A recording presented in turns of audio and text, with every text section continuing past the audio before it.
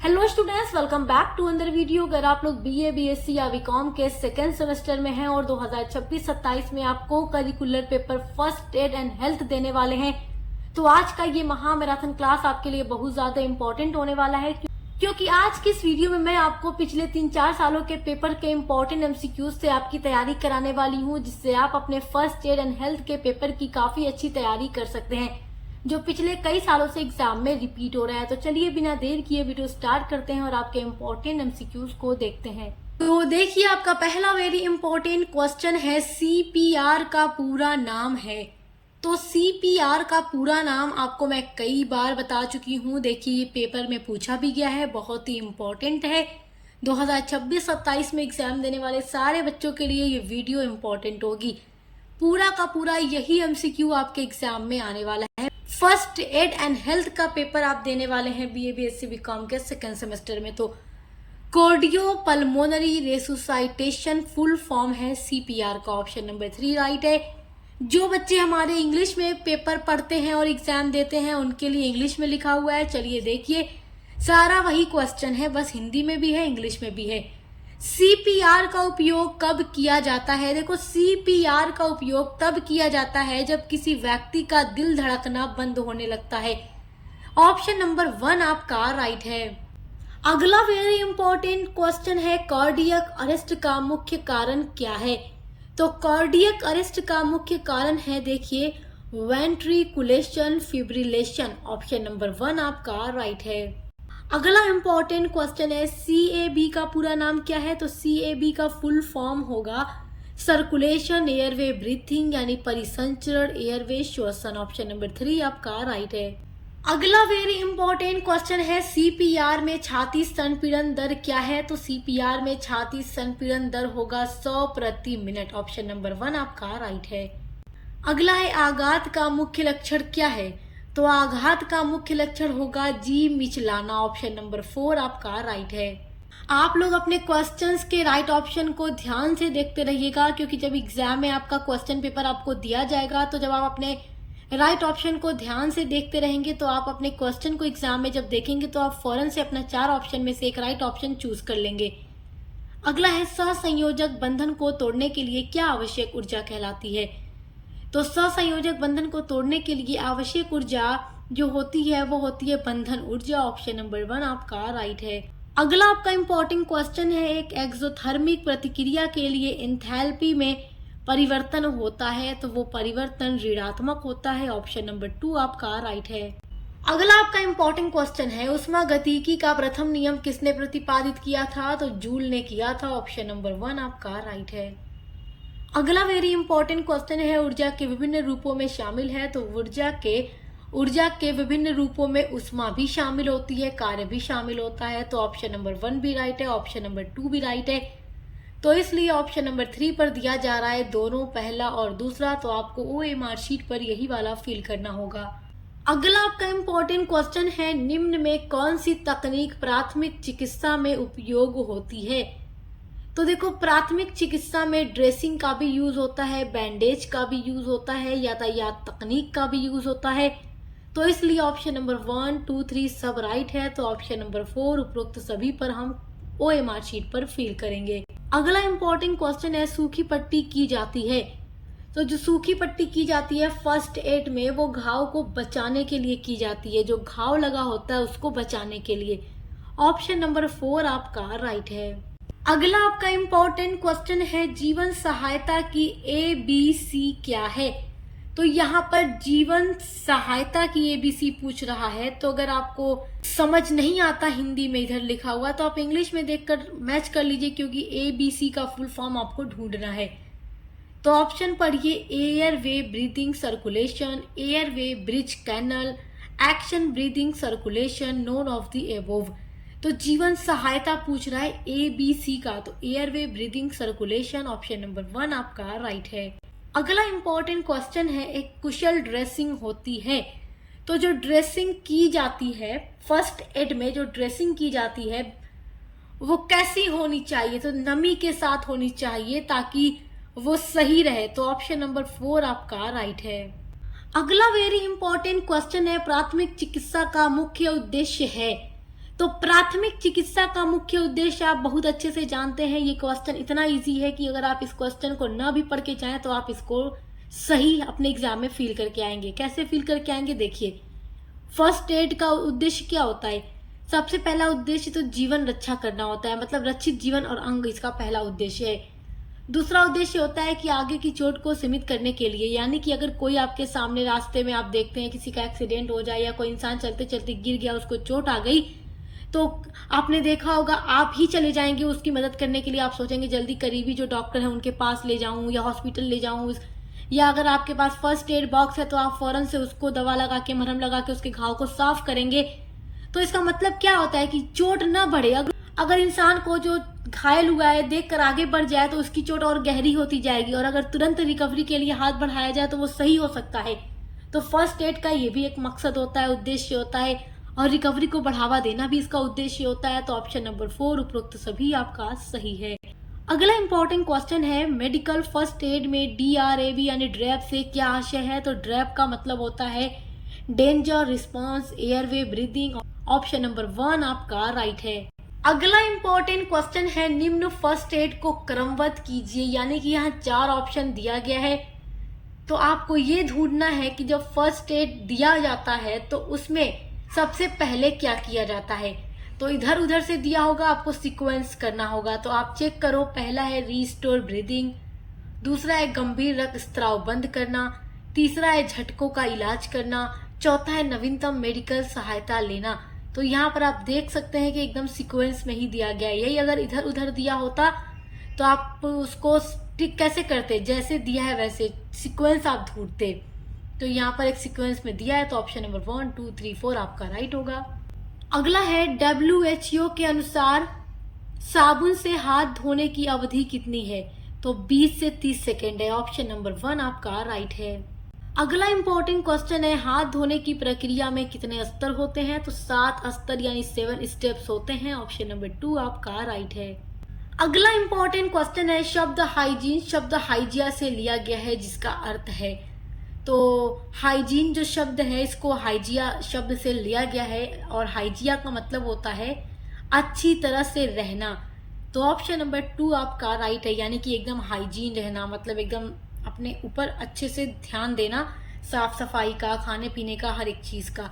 Option number 2 आपका right है। अगला इंपॉर्टेंट क्वेश्चन है, व्यक्तिगत स्वच्छता सहायक होती है। तो पर्सनल हाइजीन किसमें सहायक होती है? सबसे पहली बात तो होगी कि आकर्षक व्यक्ति बनाने में। अगर कोई इंसान अपना बहुत अच्छे से ख्याल रख रहा है, मतलब अपने आप को ध्यान दे रहा है, तो उसकी पर्सनालिटी अट्रैक्टिव होगी।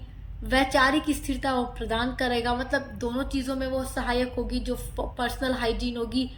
तो ऑप्शन नंबर 3 दोनों, पहला और दूसरा आपका सही है। ऑप्शन नंबर 3 राइट है। अगला इंपॉर्टेंट क्वेश्चन है, अच्छे स्वास्थ्य के लिए क्या जरूरी है? तो अच्छे स्वास्थ्य के लिए पर्यावरणीय स्वच्छता भी जरूरी है, शारीरिक स्वच्छता भी जरूरी है। ऑप्शन नंबर 3 पहला और दूसरा दोनों राइट है। अगला इंपॉर्टेंट क्वेश्चन है, खराब बाल स्वच्छता निम्न में से कौन सा डैंड्रफ और त्वचा इन्फेक्शन कराती है? तो खराब बाल स्वच्छता जो होगी, यानी अगर अपने बालों का अच्छे से ख्याल न रखा जाए तो कौन सा डैंड्रफ होगा और कौन सा त्वचा इन्फेक्शन होगा? तो टीनिया कैपिटीज हो जाता है। ऑप्शन नंबर 3 आपका राइट है। अगला इंपॉर्टेंट क्वेश्चन है, विश्व स्वास्थ्य दिवस कब मनाया जाता है? ये हर साल हर एग्जाम के पेपर में दिया जाता है, हर यूनिवर्सिटी के एग्जाम में। विश्व स्वास्थ्य दिवस 7 अप्रैल को मनाया जाता है। ऑप्शन नंबर 2 आपका राइट है। अगला इंपॉर्टेंट क्वेश्चन है, स्वच्छता, शारीरिक व्यायाम, आराम व निद्रा अंग हैं। तो किसके अंग हैं? देखिए, स्वच्छता हो या शारीरिक व्यायाम हो या आराम हो या निद्रा यानी नींद, ये अंग होते हैं व्यक्तिगत हाइजीन के, यानी पर्सनल हाइजीन के। अपना ख्याल रखना चाहिए, शारीरिक व्यायाम करना चाहिए, स्वच्छता का ध्यान रखना चाहिए, नींद भी पूरी लेनी चाहिए। तो ये पर्सनल हाइजीन का अंग होगा। ऑप्शन नंबर 3 आपका राइट है। अगला इंपॉर्टेंट क्वेश्चन है, निम्न में से कौन सा जीवाणु रोग नहीं है? तो जीवाणु रोग एड्स भी नहीं है, डेंगू भी नहीं है, चेचक भी नहीं है, उपरोक्त सभी यानी तीनों ही जीवाणु रोग नहीं है। तो ऑप्शन नंबर 4 उपरोक्त सभी आपका राइट होगा। अगला इंपॉर्टेंट क्वेश्चन है, निम्न में से कौन सा रोग साल्मोनेला एंड्रिका सेरोटाइप टाइफी के नाम से भी जाना जाता है? तो इसको एग्जाम में मैं पहचानने की ट्रिक बता देती हूँ। ये क्वेश्चन इंपॉर्टेंट है। देखो यहाँ टाइफी लिखा हुआ है ना, तो क्वेश्चन में टाइफी होगा, तो जब अपना चारों ऑप्शन आप पढ़ेंगे तो आपको टाइफाइड मिलेगा। टाइफी और टाइफाइड मैच कर रहा है, तो राइट ऑप्शन आपका टाइफाइड होगा। ऑप्शन नंबर 1 राइट है। आपका अगला इंपॉर्टेंट क्वेश्चन है, निम्न में से कौन सा रोग जीवाणु से नहीं होता। यहाँ देखो जितने भी रोग आपके ऑप्शन में दिए गए हैं, इसमें से कौन सा ऐसा रोग है जो जीवाणु से नहीं होता। तो पोलियो जो है ये जीवाणु से नहीं होता। ऑप्शन नंबर 2 आपका राइट है। अगला इंपॉर्टेंट क्वेश्चन है, संक्रामक रोग का मुख्य कारण है।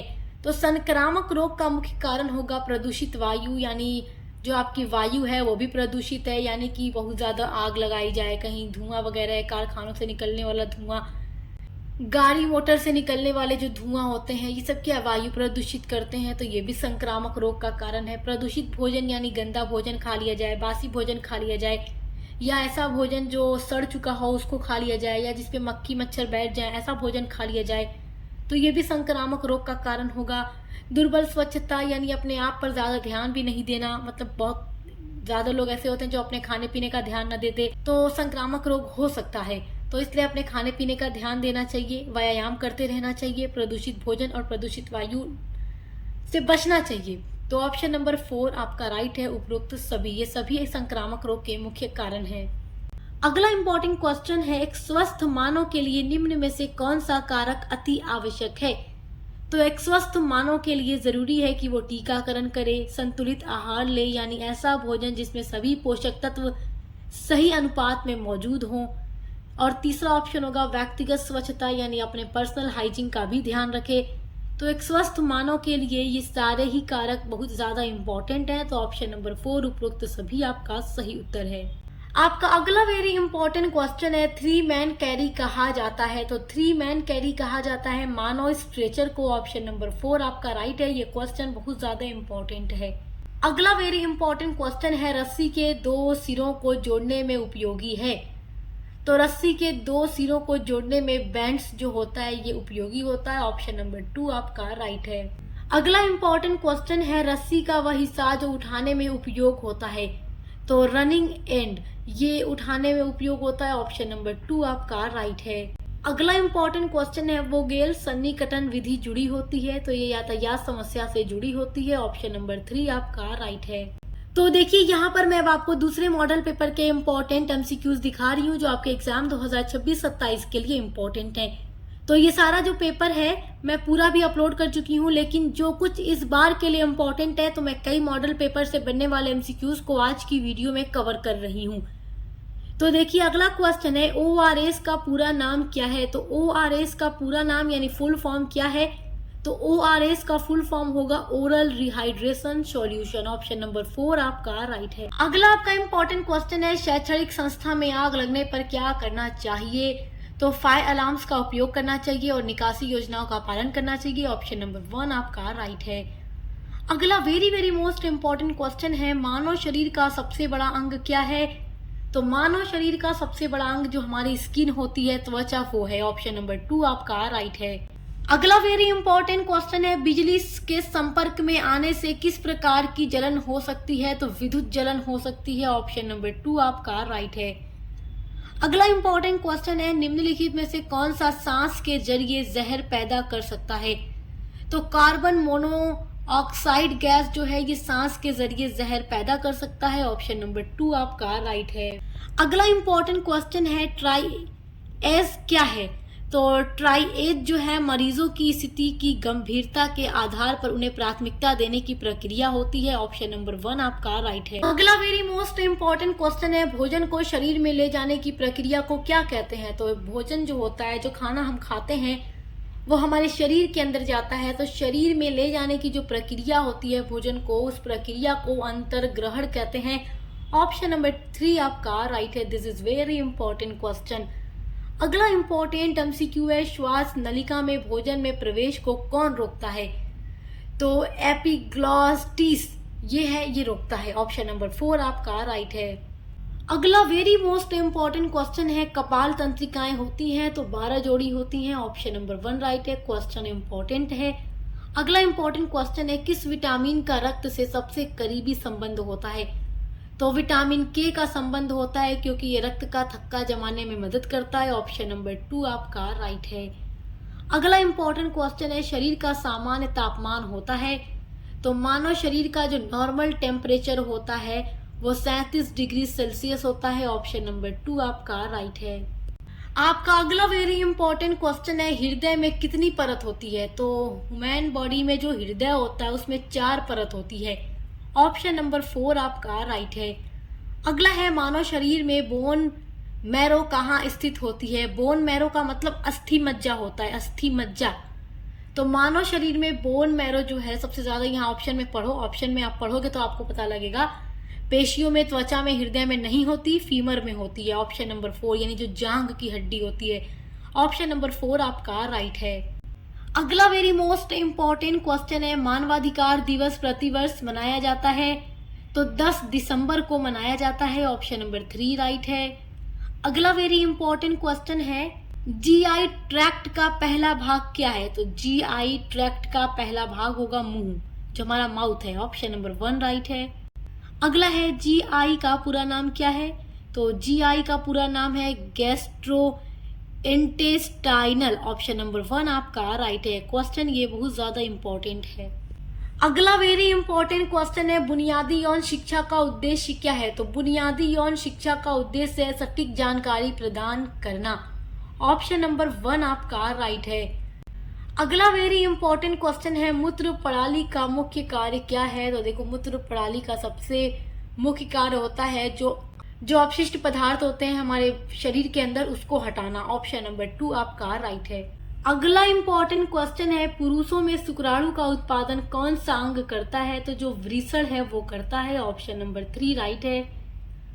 अगला है, महिलाओं में अंडे का उत्पादन कौन सा अंग करता है। तो महिलाओं में अंडे का उत्पादन अंडाशय करता है। ऑप्शन नंबर 2 राइट है। आप ऑप्शन पढ़ के ही पकड़ लोगे, अंडे का उत्पादन अंडाशय करेगा। ऑप्शन नंबर 2 राइट है। अगला है, पुरुष यौवन का एक सामान्य संकेत क्या है। तो जब लड़के बड़े होते हैं तो उनकी आवाज थोड़ी गहरी हो जाती है। तो ऑप्शन नंबर 2 राइट है। अगला वेरी इंपॉर्टेंट क्वेश्चन है, एलजीबीटी का तात्पर्य क्या है, यानी कि एलजीबीटी का फुल फॉर्म क्या है। तो L for lesbian, G for gay, B for bisexual और टी फॉर ट्रांसजेंडर। तो lesbian, gay, bisexual, transgender. Option number 2 आपका राइट है। अगला वेरी इंपॉर्टेंट क्वेश्चन है, LGBTQ+ का होना किसका परिणाम है। तो आपका जो राइट ऑप्शन है वो 2 वाला है, मानव कामुकता का एक प्राकृतिक बदलाव। ऑप्शन नंबर 2 आपका राइट है। अगला वेरी इंपॉर्टेंट क्वेश्चन है, जन्म नियंत्रण की एक सामान्य विधि कौन सी है। तो अगर जन्म को नियंत्रण करना है तो उसका एक सामान्य विधि होगी, देखो ऑप्शन नंबर 2 आपका राइट है। अगला है, गर्भपात का क्या अर्थ है। तो गर्भपात का मतलब होगा गर्भावस्था को समाप्त करना। ऑप्शन नंबर 1 आपका राइट है। अगला इंपॉर्टेंट क्वेश्चन है, अनवांछित यौन संबंधों को क्या कहा जाता है, यानी जो अनवांटेड सेक्सुअल एडवांसेस हैं इसको क्या कहा जाता है। इसको उत्पीड़न कहा जाता है। ऑप्शन नंबर 1 आपका राइट है। आपका अगला वेरी इंपॉर्टेंट क्वेश्चन है, HIV किससे फैलता है। तो जो HIV होता है ये असुरक्षित यौन संबंध से फैलता है। ऑप्शन नंबर 4 आपका राइट है। अगला है, STD का पूरा नाम क्या है। तो इसका पूरा नाम है sexually transmitted disease. Option number 3 आपका राइट है। अगला इंपॉर्टेंट क्वेश्चन है, अधिकांश STD को कैसे रोका जा सकता है। तो इसको रोका जा सकता है। Option number 1 using condoms. अगला है, पुरुषों में लिंग गुणसूत्र निहित होते हैं। तो पुरुषों में XY गुणसूत्र निहित होते हैं। ऑप्शन नंबर 1 आपका राइट है। अगला है, शिशु का लिंग निर्धारण होता है। तो देखो, क्रोमोसोम से निर्धारण होता है। XX होगा तो लड़की और XY क्रोमोसोम तो लड़का। तो ऑप्शन नंबर 2 आपका राइट है। आपका अगला इंपॉर्टेंट क्वेश्चन है, विश्व एड्स दिवस कब मनाया जाता है। तो ये मनाया जाता है 1 दिसंबर को। ऑप्शन नंबर 1 आपका राइट है। अगला क्वेश्चन है, HIV किस प्रकार का वायरस है। तो ये रेट्रो वायरस है। ऑप्शन नंबर 4 आपका राइट है। अगला आपका इंपॉर्टेंट क्वेश्चन है, मासिक धर्म की औसत अवधि कितनी होती है। तो 28 दिन होती है, यानी 28 दिनों के बाद फिर से जो मासिक धर्म होता है वो आता है। और ब्लीडिंग 3 से 7 दिन मानी जाती है कि होती है। किसी को 7 दिन भी होती है, किसी को उससे कम भी। मतलब कि यहाँ पर ऑप्शन नंबर 4 आपका राइट होगा, क्योंकि यहाँ औसत अवधि कितनी होती है पूछ रहा है। ऑप्शन नंबर 4 राइट है। अगला है मासिक धर्म स्वच्छता के लिए निम्नलिखित में से कौन सी प्रथा आवश्यक है। चारों ऑप्शन को आप पढ़ेंगे तो आपको पता चलेगा। ऑप्शन नंबर 2 राइट है। हर 4 से 6 घंटे के बीच सैनिटरी उत्पाद बदलना। ऑप्शन नंबर 2 राइट है। अगला है विश्व मानसिक स्वास्थ्य दिवस प्रतिवर्ष कब मनाया जाता है। जितना भी ऐसा क्वेश्चन होगा वो आपको एकदम रट करके जाना है, जैसे कि विश्व मानसिक स्वास्थ्य दिवस कब मनाया जाता है, विश्व एड्स दिवस कब मनाया जाता है, विश्व स्वास्थ्य दिवस, ये सारी चीजें आपको रट के जानी है एकदम, क्योंकि एग्जाम में जरूर पूछता है। तो 10 अक्टूबर को मनाया जाता है। ऑप्शन नंबर 3 आपका राइट है। सो माय डियर स्टूडेंट्स, आज की वीडियो में जितना भी एमसीक्यू मैंने आपको बताया है, this is very very important, तो आप इनको अच्छे से तैयार कर लीजिए। इसके अलावा भी मैंने बहुत सारी वीडियोस अपलोड की हैं। अगर आप अपनी और बेहतर तैयारी चाहते हैं तो आप उनको भी देख सकते हैं, लेकिन अगर केवल आप इस वीडियो को भी देख कर चले गए तो मेरी ये 100% गारंटी है कि आपके 95% क्वेश्चन यहाँ से आएंगे और आप अपने एग्जाम में हर एक क्वेश्चन को बहुत अच्छे से अटेम्प्ट करके आओगे और पूरा नंबर लेकर के आओगे। और इसके अलावा बीए के हर एक सब्जेक्ट की क्लासेस भी चल रही हैं, तो देखकर अच्छे से पढ़ाई करते रहिए। Best of luck. अब मिलते हैं अगली वीडियो के साथ।